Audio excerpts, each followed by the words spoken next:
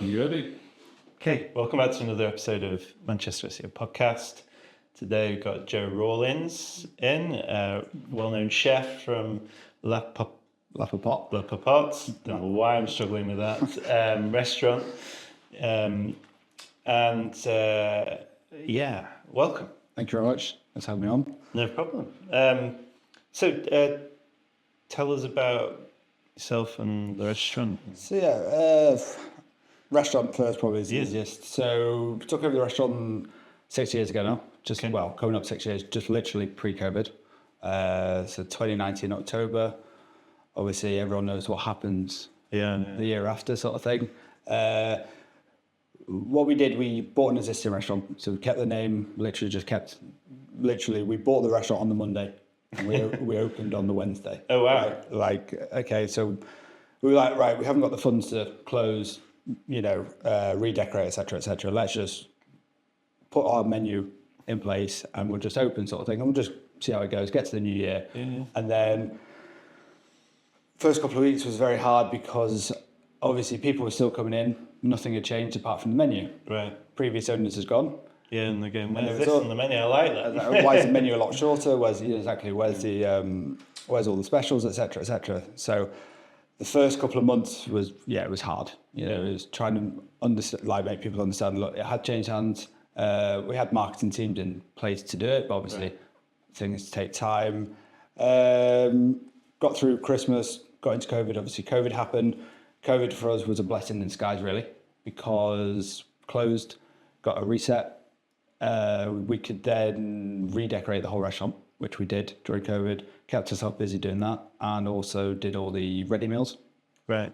So that kept us busy, kept our name out there, sort of thing. Yeah. What we did literally ready meals that are all cold, and then with instructions to reheat. Yeah. So we did from a one-off dinner, or we did like a meal pack for a week. So like 5 ready meals you could pick up, or our most popular was Sunday roast.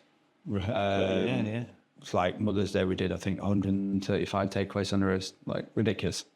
Like numbers we couldn't do in the restaurant, sort of thing. Yeah. It was good because it was like everything picked up by 12 o'clock, lunchtime, done, cleaned down, and you had the day off, sort of thing. So it was good.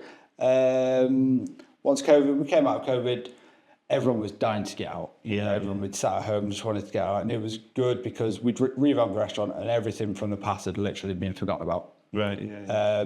So we got to do what we wanted, which we didn't have time to do previously, but it was now or never, sort of thing. Said, let's give this a go. And that's where we are, sort of thing. So come October, be 6 years. Time's travelled really fast. Yeah. It's hard. We always say we had COVID. If we can get through COVID, we'll get through anything. Last year was probably our most difficult year. Right. With food prices, wars, electricity, etc. Yeah, last year was ruthless. Expenses have gone up. Yeah. And you can't put your prices up accordingly because you outprice yourself and then you've got no client. Yeah. So you have to put your prices up slightly, but you take a massive hit just to literally cover your bases and say, let's get through this and we'll get through it, sort of thing. And we did. And so this year's been good. This year's been much better than last year. Okay. But again, only time will tell, sort of thing. So how did, when it comes to you, when did you know you were going to be involved in food? And food was... From an early age? It was a hard one because school, didn't really like school. Yeah. I'm more practical than theory-based. As you can see, we're going into cooking. So I was interested in food at school. Right. Mum and Dad cooked quite a lot. Dad especially cooked a lot at home. It was something I liked, and it was like probably something I could have gone into. So Mum and Dad always backed us from day one and said, look, if cooking's what you want to do, find yourself at college, we'll back you, do it. Cool. So at 16, found a college in Woking, which is called Tottenbury, which was backed by Gordon Ramsay. Okay. So left home then at 16. It was like, it was a very small private college. You had 3 courses. You could either go there for a year. Right. We did to get a diploma. You could go on a 6-month intense course, and that was people that had already been in the kitchen but just wanted a diploma at it. And then you could get people that would go on a day's course to bake a cake or fillet fish or... Yeah. So anybody could go. So did that for a year. That was all we could do. 1 year was maximum. Come out with a diploma, which was great. While there, we had a lot of guest chefs come in to do Like masterclass in the kitchen, but also we had like a theatre where they'd cook, and then we got. Oh, really? Yeah, So that's quite cool. Yeah. And always the chefs would be like, look, anybody want to come do a stage, or let us know, sort of thing. And that's where Laurie from the Artichoke was in, and he said, look, anybody want to come down? So me and another guy I went to college with, we both approached him and said, look, I'd be happy to come down for a week. Yeah. It's like, yeah, absolutely. So we did a week, which was fun. Yeah. Seeing as never been in the work environment and the kitchen environment. And Kitchen, yeah. it was a great experience. After the week, Laurie said, look, do you want a job? I said, yeah. I think this was, what was this? I said, look, we went in April, did a stage, and said we finish at the end of June, July. I think holidays were already booked. I said I can start at the end of August, September. I was like, yeah, absolutely fine. So that was all in place, ready to go. Amazing. So came out of college, holiday, but obviously I was in Woking. I'd had to move from Woking now to Old Amersham. Okay. So 17 at this point. Where's that then? Old Amersham, Buckinghamshire. Right, okay. So on the Marylebone line, just into London. So it's fun. Again, parents very backing me and said, yeah, look, we'll find you a place. So we found somewhere to stay. Yeah, and that was it. 3 years there. So what's it like then? So, like going into, because you see on TV and you think, these chefs are brutal, and the shouting, there's a lot of it seems like there's a lot of it's changed a lot. aggression in the, what is it like being 17 and going, straight into the boiling to be pot? fair, we were good at Artichoke because we had a good team. And right. I think the kitchens have changed probably 20, 30 years ago, have changed a lot today. And I think we've got to evolve with the times. We had a very good team, but what was very good, it was very well structured, as in you knew what position you were and you respected everybody above you. Sure. We went in as a commie, and I've been brought up to respect people. So sure, you respect the person above you, sort of thing. And you just, don't ask me how, but it just works. You get involved, you get put on a section with somebody else. We used to make the bread every morning with Laurie. So every morning make the bread, and then I'd jump on either on the starter section or help out on the pastry bit. And then just over time, you'd evolve and say, right, okay, you get put on this section, but you get guided by chef de partie, and you two would run it. So I'd be running a starter section. About a year in, they had the original restaurant, and they actually bought the restaurant next door, right? Which they expanded, and then downstairs they built a beautiful open kitchen. Right. So it's going from the kitchen environment upstairs, tiny little kitchen, to downstairs open kitchen, brand new new kitchen, but everything's on view, sort of thing. Good experience. Very, very good experience. That was the Artichoke. But then, while we were at the Artichoke, it's where I met my partner Gail. Mm. So Gail, she's from France and Paris, but she was studying fashion design. Okay. So nothing at all to do with the restaurant industry. And she wanted to improve her English. Right. But a friend of hers that she went to university with said, look, I found a company that you pay, they find us a job, they find us somewhere to stay, but they find us a job. And it's 6 months. You go, you work. Yeah. But it's to improve your English. Right. So I'm going to England. Do you want to come? And she's like, well, I'm not sure really what to do. It's like, but if you need English to, I think, in this day and age sort of thing, to get anywhere. It would help. Yeah. So she said, all right, okay, let's go. Originally, she'd planned to go to Heathrow. Right. That all fell through last minute, and she ended up at the Artichoke. Okay, so actually, completely different. So that's where we met. So she was there literally 6 months. We started, I think she arrived September, October. We started dating about December, and in about April, her contract was up. Right. So she was going back to Paris. And it was like, okay, we've not been dating this long, but I've got this amazing opportunity as a chef to go to France, sort of thing, especially Paris. So she never really asked me. I always say, I invited myself. And that was, Why yeah, and it'll be 14 years at the end of this year. Wow. We've been together, 2 kids Amazing. and a restaurant. I've got a lot. I'm intrigued by the dynamics Yeah.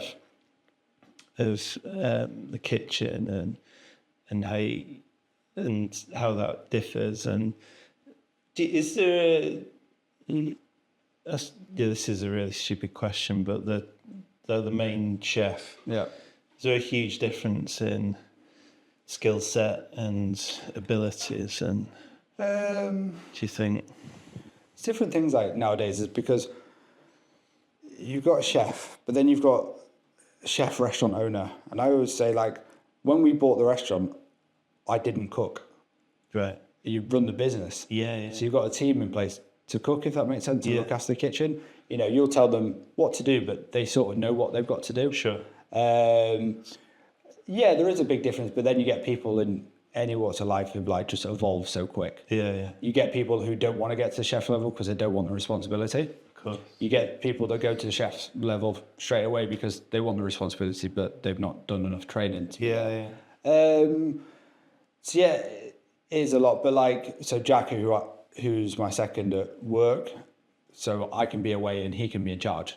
Yeah. So he can have responsibility, but at the end of the day, it comes back on me. I've got to train them to be able to look after it, which I can do. Yeah. And they're very good and they're good enough to do it. Yeah. But, you know, eventually Jack will want to go and open his own restaurant. Sort of thing. Yeah. And because he's only young, he's only, I think, 24, 25. So he's still got time to evolve on that sort of thing. But it's like anyway, you know, you work up in your career. Yeah. But, yeah, you can come out of college and go open your own restaurant and call yourself a chef. That's the biggest problem for me in the UK is we don't have a structure. Everybody's a chef.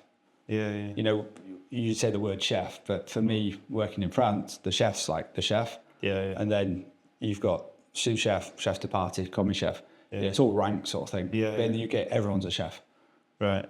But Yeah. you're not, if that makes sense. Yeah. But there's so many different lines of work in the hospitality industry, from a coffee shop to a pub to a fine dining restaurant to a 3 Michelin star restaurant. But everybody's a chef. Yeah.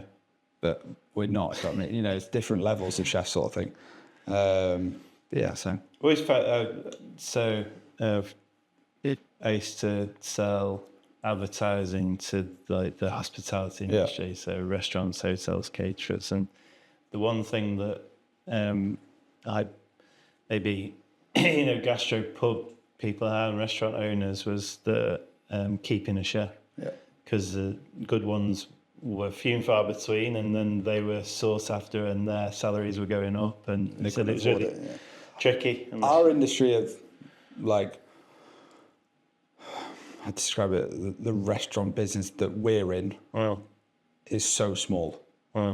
There's a caliber of chefs that want to learn and will train. Where you'll get people who've done absolutely no training and they'll just get a job sort of thing. But the industry of people that have come out of school, gone into college or gone straight into the kitchens at 15, 16 and pursued their career. It's not an easy career to do. It's hard work, long hours, pay's not great. Unsociable hours. So sacrifice your weekends, sacrifice, holiday, Christmas, etc. Yeah. So if you want to do it, you've got to be really passionate about it. I think it's such a small world. But like you say, chefs, like finding good chefs these days is an absolute, or keeping hold of them. The impression you get from the outside is that it's a bit like going to a temple in China where you want to become a master kung fu artist, but you've got to spend 5 years sweeping the floors first and the toilets and stuff like that. And I think your time. I think any industry, if you want to work for somebody, you work your way up the rank. Otherwise, you go open your own business. But you've got to learn the basics before you can. You got to walk before you can run, sort of thing. There's a thing in comedy at the moment where I don't know whether it's happening in your world, where you're getting a lot of younger artists that go really big online, and it might be working the crowd or something like that, and it'll be really funny 30 seconds. And then they go to like the Edinburgh Fringe or something like that, and they'll sell out a huge theatre, but not have the skill set or the time spent to be able to manage the crowd for 20 minutes, half an hour, and don't have the material. And there was a comedian who was saying, I feel sorry for them a little bit because they've not learned the craft. Yeah. Does that happen in the chefing world? Or? Yeah, I think it's a world of big-headed people, definitely. And some people like definitely think they're better than they are. Right. You get people who are better than they are, but they don't want to go. They don't want the responsibility. Right. I think it's like social media though. You can do one good video and everybody's a chef. Yeah. You know what I mean? Or you get the big thing today is like you go over to a friend and they cooked a nice dinner. Oh, you're a really good chef. Next minute they're opening their own restaurant. It's like, hang on a second. You know what I mean? It's like there's actually a lot of work goes into all this. Everybody can cook, but there's not. Yeah. You send 50 covers of food on a Saturday night in a 2-hour. It's a completely different ballgame to cooking it under us 4 people. And sending it all at the same time. Putting it in the middle of the table and serving people wine, etc. It's not just. Yeah, it's like everybody. That's as well with dealing with clients as well. It's like you always get people who think they know better, right? And it's like that's fine. Go open your own restaurant, sort of thing. You know what I mean? Yeah. You get that in marketing actually. There's we were talking the other day where there'll be someone in sales that does their own like social media or SEO, and they'll be telling you how to do your job and questioning everything. Like, well, why am I here then? Yeah. And get on the phone, concentrate on what you're doing. I'm here for a reason. I'm being paid for a reason. Who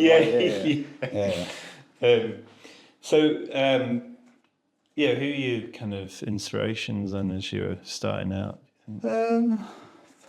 There's always the big name chefs that we all watched on TV, Ramsay, etc.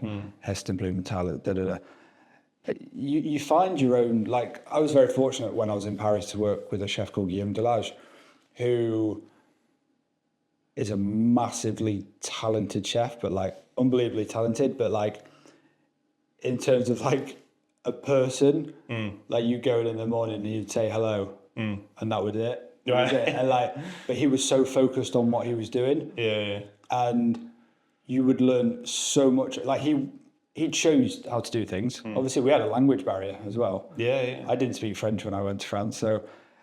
But he was so talented as a chef that you'd just constantly watch him and you'd pick up stuff and be like, oh my God, or he would do things or put ingredients together and be like, oh, that's just ridiculous, but it works. So him is like, I worked for him for nearly 6 years in total in Paris, between the first restaurant and middle restaurants. But just like, sometimes you'll work with people and people will go back on old recipes. His was like, it's always new things, ever evolving with what's going on sort of thing. He was like, how do you get this? How do you... Do you think that the language barrier helped in that you were watching more closely with your other senses? Probably, yeah, definitely. What you were saying. Yeah, I worked because he had another boy that came from me called Doran who was in the kitchen as well at the same time. He was a sous chef there, and his English was like 30-40%, but it was better than my 1% of French sort of thing.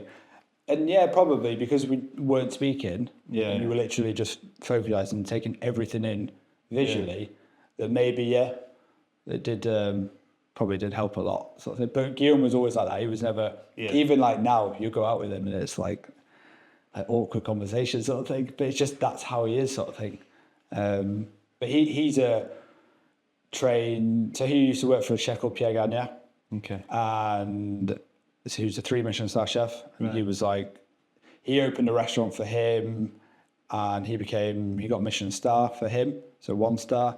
And then from there, that's when he came on to open his own place. But going back to your question, what's the kitchen like and what was it like? Yeah. He'd tell a story that when they used to work in the streets, I would say, right, tomorrow we start at 7, okay? The chefs would be there between 5:30 and 6. Okay? Right. Because if you turned up 7, there'd be nothing left. As in, the chefs would go in, they grab all the pans, all the spoon, you name it, and they hide it all. They hide it because it's literally like we work as a team, Yeah, but yeah. it's literally a free-for-all. So if Right. you turn up 10 minutes late, you can't do any prep. Right. Because everybody's trying to send each other down, sort of thing, which sounds absolutely ridiculous. But it's just like, that was the chefing world, Yeah, you know, yeah. 20, 30 years ago, sort of thing. That's mad. Yeah. Yeah. You got to really want it then, haven't you? Yeah. Getting up for that. Especially then. Yeah. Now it's a bit different. I'm sure there's still places that are like that. Yeah. But yeah, I think it's a bit more, you know, you'll get people that will go in and it'll happen to them and they'll put it on social media and then usually, you know, people get hold of it and all of a sudden it's like, you know, there was a famous chef who, I think you got stories in the kitchens, like people would put the spoons in a fryer, get the spoons hot, put it on the side and, oh, excuse me, pass me the spoon. Oh, no. Kitchens like a rooster, you know. Yeah, yeah. Very famous chef who did it, and this guy who was only a commie chef, obviously burnt himself. Yeah. Went home and his dad was like, "Oh, what's happened to your hand?" sort of thing. "Oh, it's been burnt." He was like, "What happened?" And he was like, "No, nothing." He's like, "No, what happened? Tell me." And he sort of told him. And this guy's dad was like a super lawyer, Oh, God. and he sued the owner of the restaurant, and he like had to leave his position as head chef in his own restaurant. Wow. It was like, yeah, so. Yeah. I mean, questionable I know- ethics. yeah, but that is from the outside. Yeah, But in yeah, the kitchen, it's like normal rules. Yeah, it's like you look after yourself. Yeah. So it is what it is. That's amazing. Do you think like there was always, you know, this thing about the chefs in France being of, you know, people being in awe of them? Is it still? A Yeah, bit like it's that? still that was what's different. It's like it's a culture to them.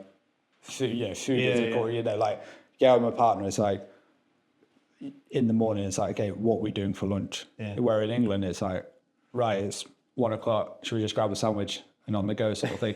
Where it's like, no, sit down. Even if it's half an hour, even if it's a quick pasta dish or something, sit down, family, we all eat together. Yeah. And then we crack on.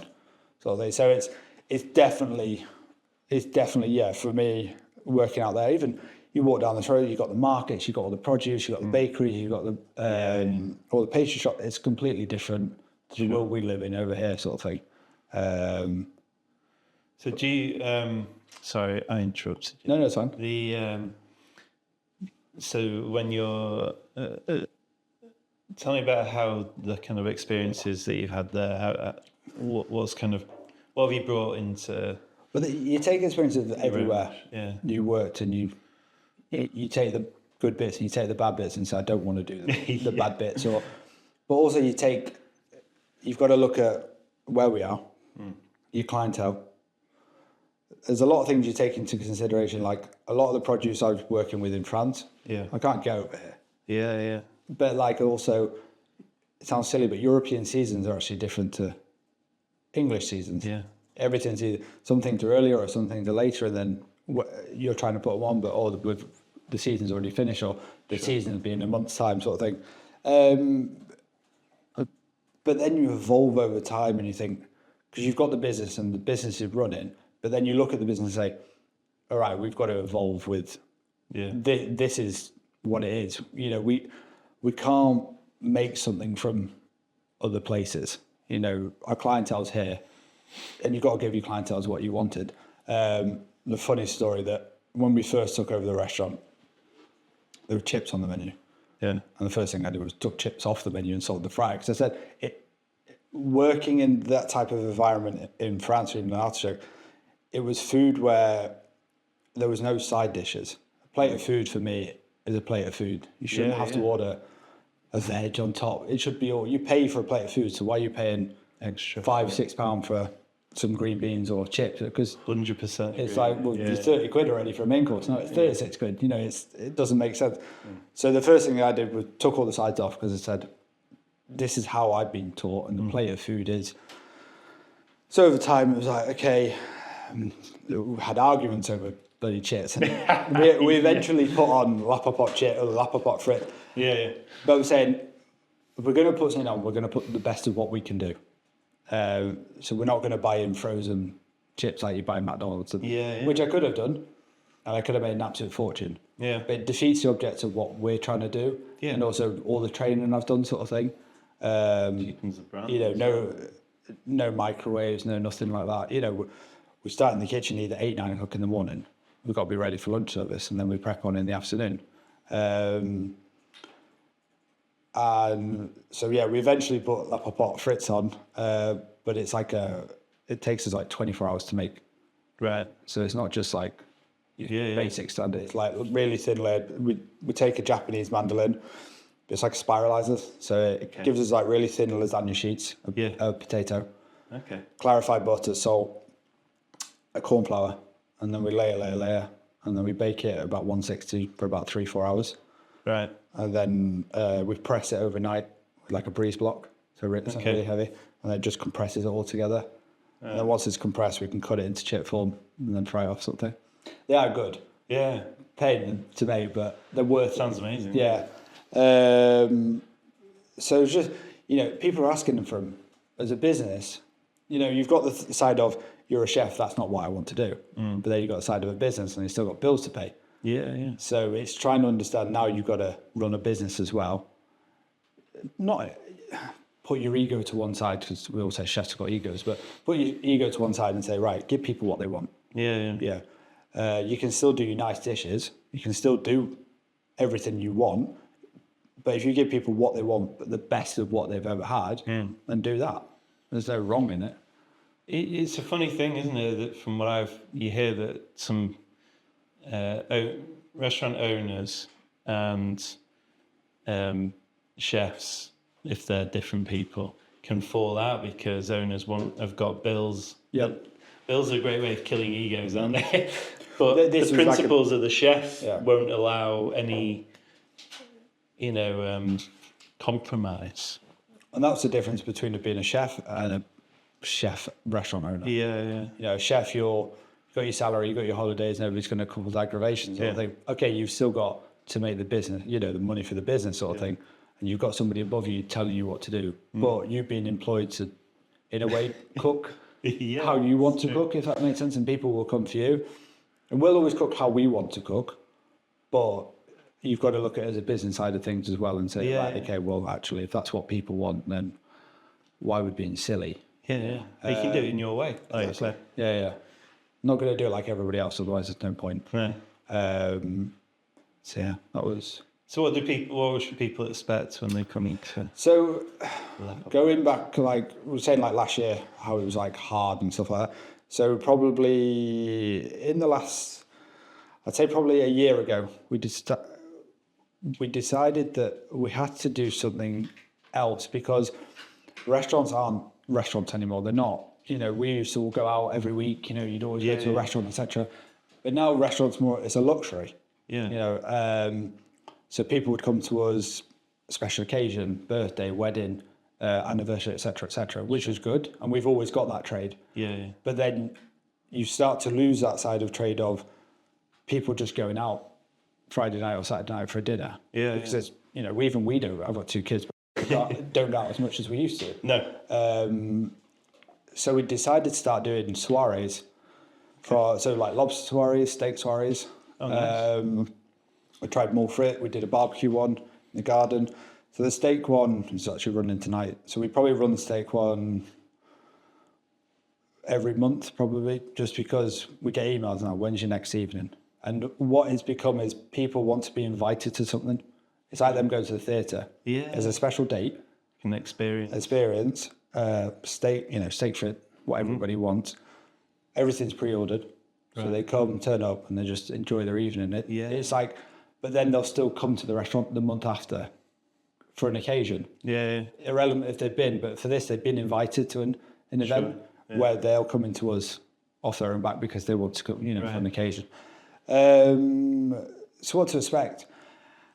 Again, beginning of this year, last year we had 2 menus. So we had our a la carte menu and our, what I call 4 Seasons menu, which is like our lunch menu. Which the lunch menu run obviously every lunchtime plus Thursday evening to get people in on a Thursday, quiet night of the week. Yeah. And what we did at the beginning of this year, we decided to amalgamate the 2 menus. By doing that, it gave... So what's happened there is you've gone away from your starters at £12, £15 and your fillet beef at £40 sort of thing, or your fish at £36 and plus your sides at £6 sort of thing. Yeah. To we run a 4 seasons menu, which is 2 courses £29, 3 courses £35, and then we do a 5-course tasting menu. Right. We also do a 7-course tasting menu. But what we've done is from the 6 starters, there'll be 3 that will be included in the price, and 3 that will have a supplement. Okay. And same for the main courses. Yeah. But by doing that, obviously, you run the risk of, well, Saturday night, everybody could have 2 courses for £29, which is a risk you're willing to take because over the week, you'll get more people. Friday, we always say, is probably one of our quietest nights. That's why we do our events on the Friday night. Right. But also, it means people can come out and have a dinner for £50 if they want. Yeah. We're here for that sort of thing. So that's what we've changed. What to expect from us? Well, depends where you eat, really. Depends where you eat and depends what you like. Yeah. We call ourselves casual fine dining. Okay. We're very relaxed in what we do. Yeah. You know what I mean? We're a seasonal menu that changes when we want because we like to produce that's in season, basically. We've got what people call a small menu, but in the UK we're used to these menus as 100 items exactly. Everything's freshly cooked, which you'd hope. And that's really just come and enjoy it, sort of thing. Yeah. Just come, relax, let us look after you for the night, sort of thing, instead of you having to cook at home. But just come and experience it because we'll do stuff that you probably not. You won't find anywhere else, sort of thing, because we create our own menus how we want to cook. And see, I read that you'd been recognised from the Michelin thing. Yeah, the guide. Michelin guide, yeah. What does that mean? And is that something that you guys kind of go for, or? Again, we're talking about like chalice, can't it? Yeah, it's like that niche market of we're talking about the small world of chefs. Yeah. And obviously everybody looks up to the Michelin guide. Irrelevant if you like it or don't like it, everybody knows it.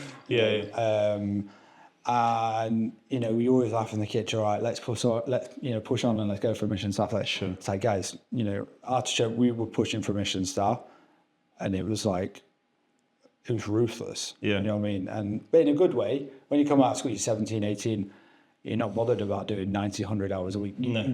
I wouldn't do it now. No. You know what I mean? It's ridiculous sort of thing when you look back at it now. You always, let's go for a Michelin star. And it literally came out of the blue. We got tagged on a post on Twitter by Michelin Guide, and they put a picture up of plate of food. They've obviously been in for lunch, and I think they had a monkfish dish, and they put a unnecessarily shy monkfish, or John Doran, I think it might be, because we put the fish and then we cover it with some kale or something like that. I was like, okay. So they call it shy because it was covered up? Yeah, the fish had been covered up. Right. I was like, okay, so obviously Michelin's been, and that was Yeah. it. And then about 2-3 weeks later, we got a message to say we'd been put in the guide. Okay. So I contacted them, obviously Michelin's it's the most secret thing ever. You can't get hold of it, and nobody will tell you anything. To be fair to them, they called us, and they were like, we'll answer anything you ask, but we'll probably answer it till the minimum. Sort of thing. When did you come? Can't tell you. Did you enjoy it? Can't tell you. But obviously we did because we wanted to put in a guide, etc., etc.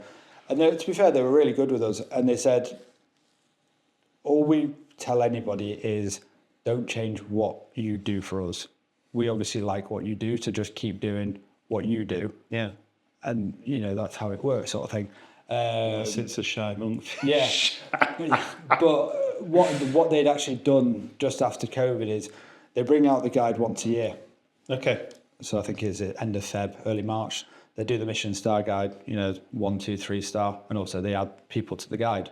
What they decided to do after COVID to help businesses was they'd add people to the guide each month instead of waiting a whole year, and then they've added 100 restaurants. Right. You wouldn't be able to get the PR out of it. They'd literally add 10, 15 restaurants a month all over the country. Right.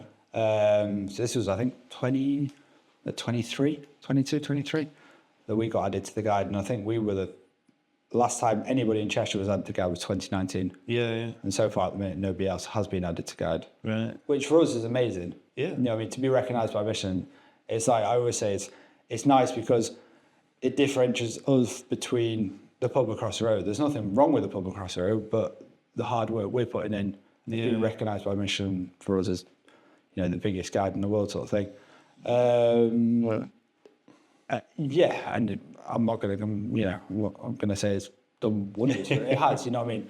It puts us on the map. Yeah. And a lot of people say, oh, we've come from the Michelin Guide, or we'd heard about you, or we haven't heard about, but then we use the Michelin Guide map. Yeah. And you were the closest to us. So if you take the map of where we are, next restaurant's either like Stockport or High Peak. You know, it's like there's nobody around us sort of thing. No. Which is nice. Surprising, isn't it? Yeah. So I read somewhere that you were on a train, down the Danube or something. Yeah. What's that about? Yeah, I look forward to that actually. So I'm actually going next week to do a recce. Is it Golden Eagle? Yeah, Golden Eagle train. Golden Eagle trains. But this is the Golden Eagle's based in India and China and stuff like that. Right. And they've got the Denio Express, which is based in Europe. Right. So it's clients of ours that come to the restaurant. Yeah. We've been trying to do this for about 3 years. Wow. And every time it's like, oh, I'm on holiday or I can't get off because chef's off or whatever, etc. We finally got it done, and they were like, we want you to do the Istanbul-Paris trip. And I was like, yeah, 100%. Yeah, amazing. Obviously with like the French connection, etc. But they were like, it's good, you know. So we'd like you to come aboard, do a guest chef for the week. I was like, yeah, when is it? Date's all confirmed. He was like, come. So I'm going actually on Tuesday for 4 days just to do a recce. He said, come aboard, see how the train works, come have an understanding with all the team. And then once you're on board, we can write menus sort of thing. Yeah. And then we can do all the ordering. And then come on board and, you know, we want to do, we call it a gala dinner. So an 8-course tasting menu on the second to last night. And then just organise the dinners between the trip. Yeah. So I'm massively looking forward to it. And then hopefully just see how it goes and then hopefully do some more. Yeah. But yeah, no, I'm really looking forward to it. Something, different. Yeah. Definitely different.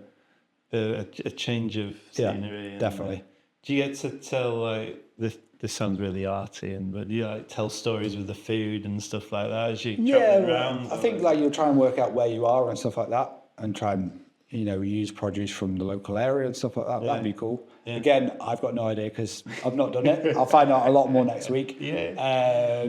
But obviously going into Paris and stuff like that, we'll try and do like French style cooking sort of thing. Right. We're not going to change what we do sort of thing. No. You know, otherwise you may as well get anybody on board. Yeah. We're just going to do what we do. But yeah, no, I'm massively looking forward to it. Amazing things that you don't know about. That's what I mean. The hospitality industry is massive. Yeah, it's huge. So yeah, let's see how that goes, and then hopefully we can do some more sort of thing. Amazing. And so, what does the future hold for you in the restaurant and everything like that? Again, it's changed a lot. When we bought it 5 years ago, it was all right. Let's open 5 sort of thing within a 10-year window, and it's like, let's just concentrate on what we've got. You know, we're happy, we've got a good lifestyle, etc., etc. Yeah. Just keep this one, just because every day's up and down. Just don't know what tomorrow's going to bring. So concentrate on this, keep this ticking over, and then we can. It gives us opportunities to do other things like the train and stuff like that. But obviously, we're in a small team, so you know, we're open Thursday to Sunday, so everyone gets 3 days off, which is quite nice.